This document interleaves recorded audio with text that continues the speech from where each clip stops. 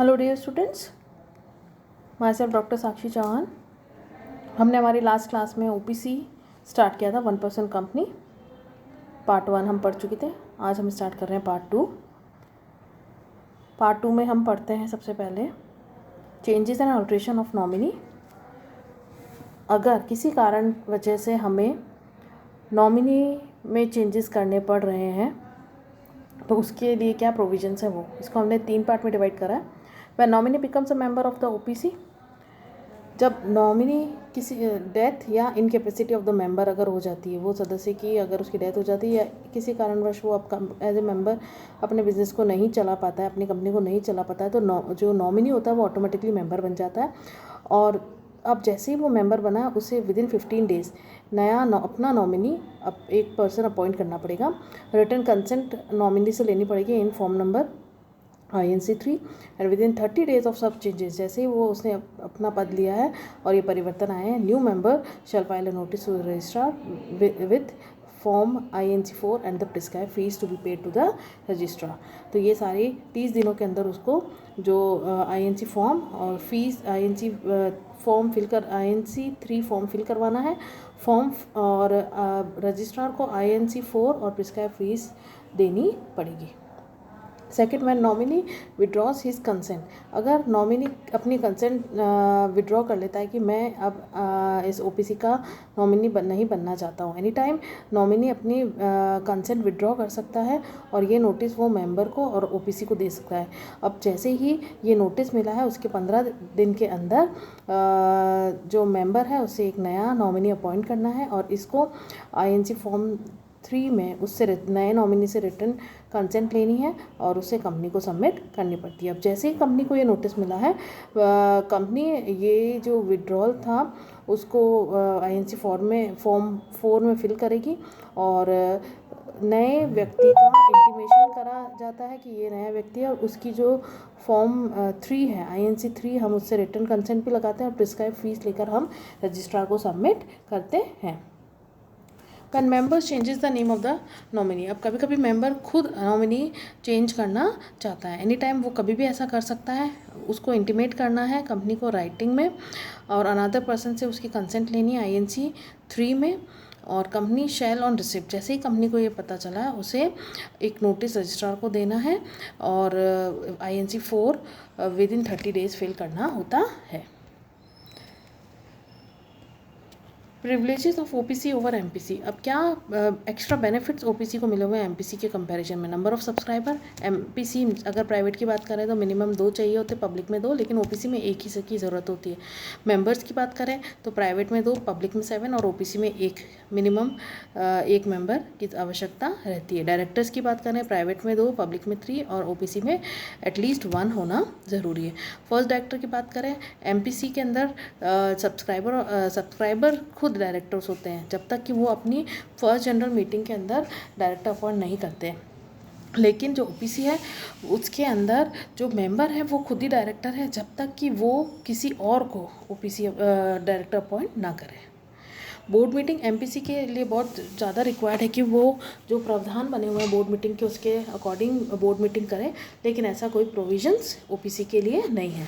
Number of board meetings, MPC के लिए at least 4 of its board meeting, it is बहुत ज़रूरी है कि वो एटलीस्ट 4 बोर्ड मीटिंग्स तो साल में करें, लेकिन OPC के लिए only 2 every year provided that number of directors in board are 2 और मोर। अगर बोर्ड के डायरेक्टर 2 से ज़्यादा हैं तो ही वह एटलीस्ट 2 मतलब ओनली सिर्फ उसको 2 साल की करनी होती है। Quorum of board meeting MPC के लिए बहुत ज़्यादा ज़रूरी है कि वो बोर्ड मीटिंग का क्वारम माने, लेकिन OPC इससे एग्जम्प्टेड है।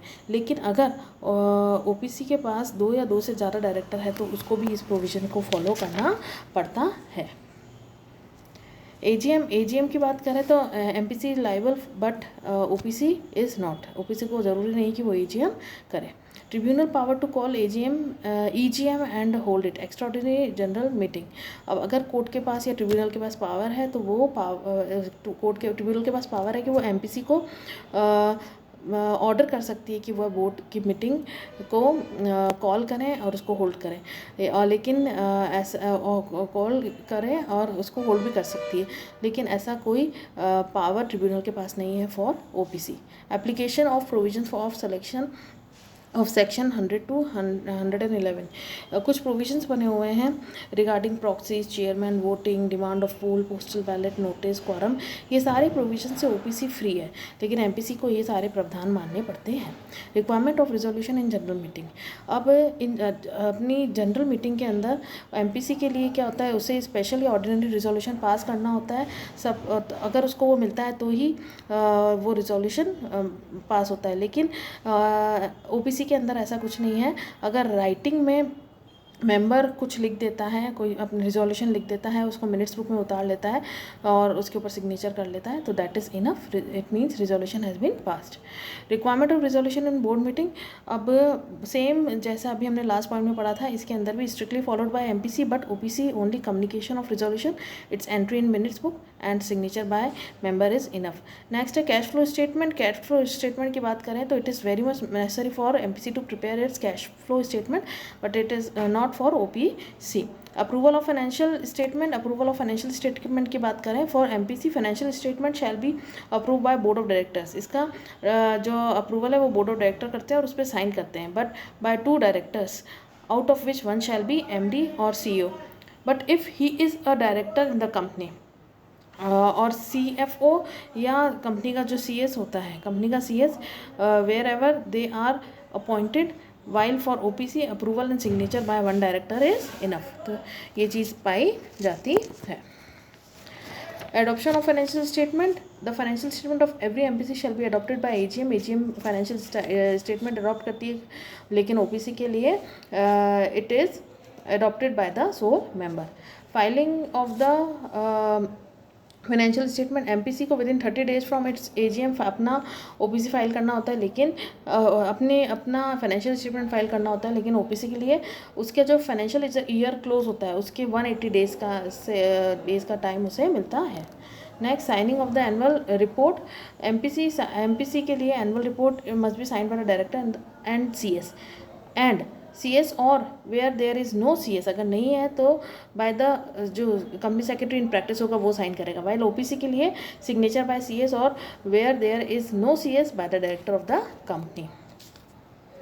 नेक्स्ट है बेनिफिट ऑफ ओपीसी। ओपीसी के अगर हम बेनिफिट्स पढ़ें तो OPC 1 person is needed to form the company, separate existence होता है उसका, परपेचुअल सक्सेशन उसे मिलता है, अविच्छिन्न उत्तराधिकार मिलता है, लिमिटेड लायबिलिटी होती है, सीमित दायित्व होता है, सीक्रेसी रहती है क्योंकि लिमिटेड नंबर ऑफ पीपल होते हैं वहाँ पर, लोअर ऑपरेशनल कॉस्ट आती है वहाँ पर, एजीएम और ईजीएम नहीं करनी है आपको तो आपकी ऑपरेशनल कॉस्ट वैसे ही कम होती है। Services of professional directors and personal, अगर ओपीसी चाहे तो प्रोफेशनल डायरेक्टर और पर्सनल को अपॉइंट कर सकती है। Easy financial and banking services, इन्हें फाइनेंशियल और बैंकिंग सर्विसेज बहुत आसानी से मिल जाती है। लो रेगुलेटरी कॉस्ट, इनकी जो रेगुलेटरी कॉस्ट होती है क्योंकि फॉर्मेलिटीज़ कम होती है, बार बार डॉक्यूमेंट्स रजिस्ट्रार को कम देने होते हैं, इसलिए इनकी रेगुलेटरी कॉस्ट कम होती है। और इससे सबसे बड़ा बेनिफिट ये है कि जो एंटरप्रेन्योरशिप थी, सोल एंटरप्रेन्योरशिप बात करें या सोल बिजनेसमैन की बात करें तो यहाँ पर ग्रोथ ऑफ एंटरप्रेन्योरशिप पाया गया है। Next, limitation of OPC, many formalities at the time of incorporation. ऐसा नहीं है कि ओपीसी को बहुत कम फॉर्मेलिटीज़ करनी पड़ती, लेकिन at the time of incorporation ये पाया गया है कि उन्हें भी बहुत सारी फॉर्मेलिटीज़ करनी पड़ती है। हाई कॉस्ट ऑफ फॉर्मेशन, अगर हम कंपेयर करें सोल प्रोप्राइटरशिप से और पार्टनरशिप फर्म से तो उनके कंपेरिजन में जो कॉस्ट ऑफ फॉर्मेशन आती है वो ओपीसी की ज़्यादा पाई गई है। हाई मैनेजरियल और ऑपरेशनल कॉस्ट, मैनेजरियल कॉस्ट जो है वो हाई पाई गई है क्योंकि अगर आप जितने सीईओ या कंपनी सेक्रेटरी रखोगे तो उसके according you have to pay them handsome amount of money as a remuneration. Limited financial resources, इनके पास फाइनेंशियल रिसोर्सेज लिमिटेड होते हैं क्योंकि they can not invest more than 50 lakhs in share capital. High rate of taxation, 30% of taxation इनके ऊपर लगता है, 30% of income tax इनको पे करना पड़ता है। नेक्स्ट है limited scope of activities, prohibited to carry non banking financial investment.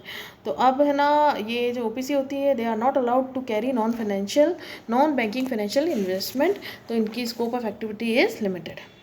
Cessation of OPC मतलब कब ओपीसी को हम स्टॉप कर देते हैं। पहला केसेस, अगर इनकी जो पेड अप कैपिटल होती है 50 लाख से अगर बढ़ जाती है या एवरेज टर्नओवर जो है वो 2 करोड़ से बढ़ जाता है।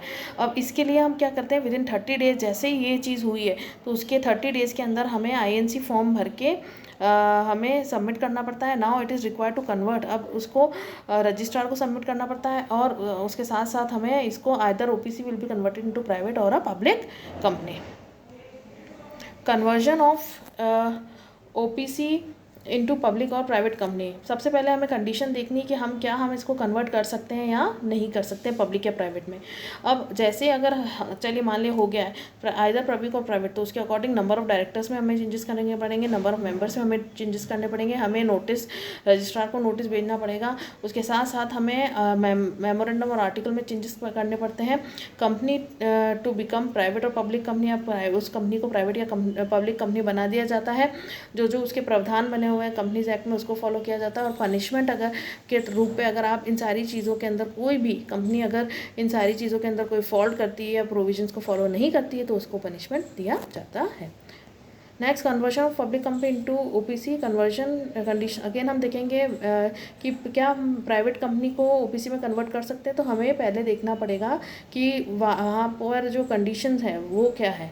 तो उसको हमें क्या करना पड़ेगा, हम एक बड़ी कंपनी को छोटी कंपनी में कन्वर्ट कर रहे हैं, प्राइवेट को ओपीसी में कन्वर्ट कर रहे हैं, तो ये इस कंडीशंस हमें देखनी पड़ती है। अब रिटन कंसेंट लेनी पड़ती है मेंबर्स और क्रेडिटर से, अगर वो रेडी हैं तो फिर हम स्पेशल रिजोल्यूशन पास करते हैं इन द जनरल मीटिंग। अब filing of resolution with the registrar, अब उसकी ये चीज़ रजिस्ट्रार को फॉर्म नंबर MGT 14 के अंदर हमें विदिन 30 डेज़ बतानी पड़ती है कि हम प्राइवेट को OPC में कन्वर्ट कर रहे हैं। अब एप्लीकेशन फॉर कन्वर्शन हम एक INC फॉर्म 6 भरेंगे, रजिस्ट्रार को देंगे और उसे हम रिक्वेस्ट करते हैं to convert our private company into OPC। और नो ऑब्जेक्शन लेटर हमें देना पड़ता है, सिक्योर्ड क्रेडिटर्स का बैलेंस शीट और PNL अकाउंट की कॉपी देनी पड़ती है, लेटेस्ट मेंबर्स और क्रेडिटर्स की लिस्ट देनी पड़ती है, ये सारी चीज़ें हमें करनी पड़ेगी। और हाँ, ये भी होता है कि हमारा टर्नओवर 2 करोड़ से ज़्यादा नहीं होगा। अब उसके बाद हमें एक सर्टिफिकेट इशू करा जाएगा, अगर रजिस्ट्रार हमसे सेटिस्फाइड है तो he will going to issue a certificate to us under rule INC 7 subsection 5। और अगर हम इसमें कोई भी फॉल्ट करते हैं तो हमारे ऊपर पेनल्टी इम्पोज करी जाती है under rule INC 7A inserted on 1 May 2015। So here we end with our topic OPC, and the assignment for the topic or for today is explain the procedure of withdrawal of consent by nominee and change of name of nominee by member, and explain the step to be taken to convert OPC into private or public company. Thank you so much.